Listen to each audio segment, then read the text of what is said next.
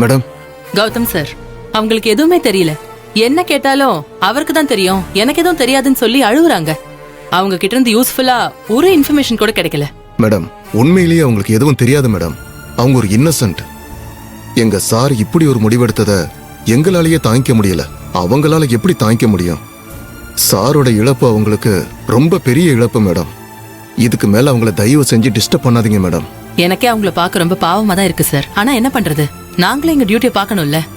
AC வந்துட்டு இருக்காரு, நான் வெளியே வெயிட் பண்றேன். சரிங்க மேடம். ஏசி வந்து என்ன சொல்றாருன்னு பாப்போம். கான்ஸ்டபிள் வாங்க. சார், இப்ப நான் போய் சுபலட்சுமி அக்காவை பார்க்கலாமா? போய் பாருங்க, ரொம்ப டிஸ்டர்ப் பண்ணாதீங்க. சீக்கிரம் வந்துருங்க. சரிங்க சார்.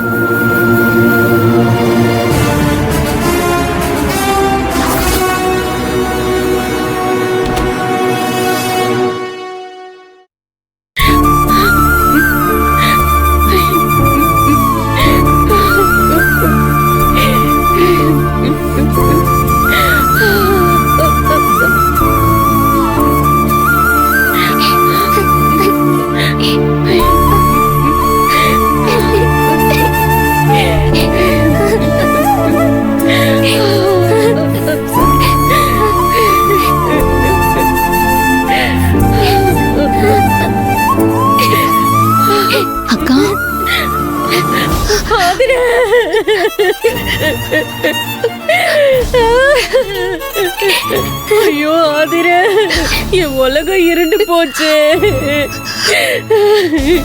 என் விளக்கு அணைஞ்சு போச்சு. நான் என்ன பண்ணுவேன் ஆதிர? அக்கா அக்கா ப்ளீஸ்க்கா, அழாதீங்க.